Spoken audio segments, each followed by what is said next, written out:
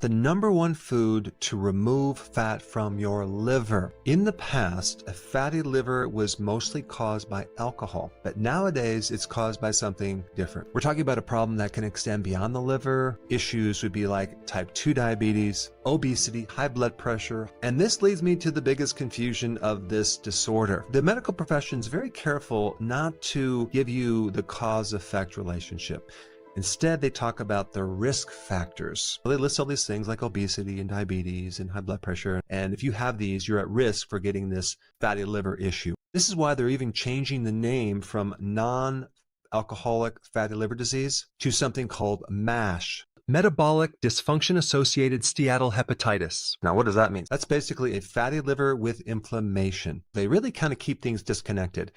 I mean, it's obvious to me what's causing it, but for the average person, it's all kind of general, kind of confusing. So basically, they're going to focus in on the smoke detector without really looking at the fire behind it. And that way we can treat each individual risk factor with a different medication. Now, I want to show you a clip of another way that they hide the real cause. Check this out. Most of the population has had excess nutrition day after day after day, and that's what ends up causing damage to the liver and many other organs. I mean, that just sounds funny as a cause for a fatty liver. You're chronically eating too much nutrition. I mean, if I just told you right now, you know you're suffering from chronic overnutrition, you might kind of ask me, what the heck are you talking about? Overnutrition is too much sugar, too much starch or refined carbohydrates, or too many seed oils. They're not nutritious because they don't have any nutrients. You cannot live on those foods forever without getting sick. I'm talking about the breads, pasta, cereal, crackers, biscuits, waffles, pancakes. Especially the industrial sugars like the high fructose corn syrup really hammers the liver hardcore. Anytime you eat glucose, all of your cells can metabolize it, but not fructose. If we look up this disease online,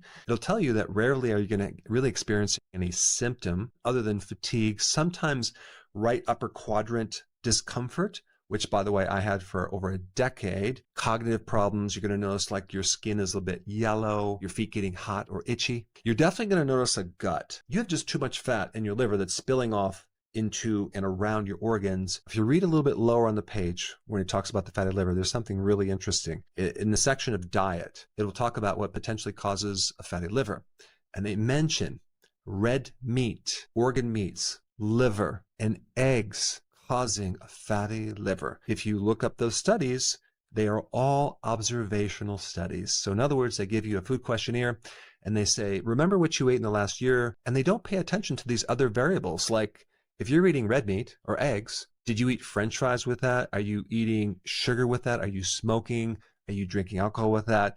They're not really looking at these other factors. So these observational studies are worthless and you don't want to use those. It's the worst type of science. And when you want to manipulate things and have the media put out certain things, you're going to use these observational studies. I mean, if red meat, liver, and eggs cause this fatty liver epidemic, then why did this explosion, this epidemic of a fatty liver occur after we reduced saturated fat? Could it possibly be because we dramatically increased our refined carbohydrates? There is data to show that if you go on a low-carb ketogenic diet, you can reduce 50% of the fat off your liver within a few weeks. The question is, what should you eat? The last one is going to be the most powerful. Number one, grass-fed red meat. It's not necessarily just beef, it could be lamb as well. What's so special about that? It helps to restore your insulin problems and your blood sugar. It has high quality protein. It has zinc. It has copper, coenzyme Q10. All of these nutrients are super healing for the liver. Number two, eggs. Because out of all the nutrients that help protect you against the fatty liver, that nutrient is choline. And guess what? Egg yolks are very high in choline. Egg yolks are zero carbohydrate. Anything that is zero carb is going to help reverse a fatty liver. Number three, cruciferous vegetables, especially if it's fermented in the form of sauerkraut. That will help support the liver going through its detoxification. The fermentation part of the cabbage really will help in removing the fat from the liver. The other cruciferous vegetable that I consume a lot of is arugula. It's slightly bitter. I put my extra virgin olive oil on there, and I also sprinkle some nutritional yeast on there. Makes a great salad. Plus, when your microbiome eats some of this fiber, it gives you all sorts of additional cool things that will help your blood sugar as well. Next food on the list is wild-caught salmon or other wild-caught fatty fish that have not only a lot of nutrition and protein, but they're very high in omega-3 fatty acids. And what these omega-3 fatty acids do to the liver is help reduce inflammation. Omega-3 fatty acid is really beneficial to help the liver in many different ways. And cod liver and cod liver oil. You talk about taking your omega-3s to the next level. You just get a lot more. Next one is broccoli sprouts. What's so special about broccoli sprouts? Well, you're dealing with a cruciferous vegetable which has sulforaphane, which does a lot. It's anti-cancer, but it's very good to detoxify the liver and decrease A1C, which will help your blood sugar. I would take the broccoli sprouts and put them on your arugula salad. Let's get to the best food that you can eat for your liver. And this is going to be very surprising because it's the exact thing that they tell you not to eat for a fatty liver. Grass-fed liver. Beef liver or lamb liver has the most choline. We get this low-carb, high choline, high nutrient dense with most of the trace minerals like zinc, selenium. These are all really important in reducing fat and inflammation off the liver. Now, of course, if we cook that liver with the onions, garlic, with our arugula salad, with broccoli sprouts, maybe with a little sauerkraut, with an egg on top of that, now you have the best meal for your liver. Thanks so much for watching, and I will see you in the next video. Hey, before you leave, I just wanted to give you a little quick history on some of the books that I wrote. This was one of the first books. It's called Dr. Berg Body Shapes. It was my attempt at writing about body types. What was very interesting about this book is I actually did all the images myself. Don't ask me why. They look actually not quite as professional as some of the images that I have in the new book. But anyway, this is my first attempt right here called Dr. Berg's Body Shape Diets. And then I wrote a book more extensive called The 7 Principles of Fat Burning. I don't even have a copy anymore, actually, because it's outdated. The next book, I put about 1,000 hours into this one right here called The New Body Type Guide. Major updates on the body types. I put a lot of energy into this. It has professional images, graphics, all sorts of things. Now, the problem with this book is it doesn't really describe what this is really about. Body types are only a small portion of what's in this book.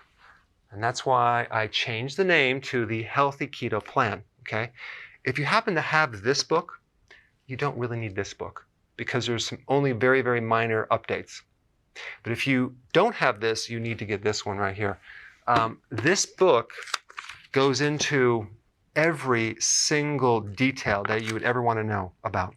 It goes into the 7 principles of fat burning. It goes into hormones, the body types, the basic keto plan. It goes into intermittent fasting.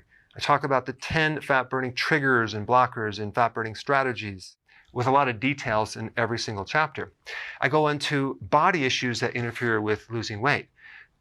There's very few people that just have a weight problem. They have a lot of body issues, whether it's sleeping problems, stress problems, inflammation, menopause. I cover that extensively in this book. Then I talk about how to get rid of stress, and I show you a technique. Then I get into exercising. And then I have a lot of really good recipes in this book as well. So this is a good reference guide. On my website, if you get this book, you get this one free. It's called Healthy Keto and Intermittent Fasting. This is the shortcut, quick guide to this book. And the reason I created this book is to have you, within 45 minutes, learn how to do keto, okay, in intermittent fasting, exactly what you need to do. Then you can fill in the blanks with this book right here. So right now I'm doing a special. If you get this book, you get this one totally free, or you can go to Amazon and get these individually. So I just want to clarify the difference between this book and this updated one right here. If you don't have this, you need to get this right here. That way you can get the exact correct information to do it healthily.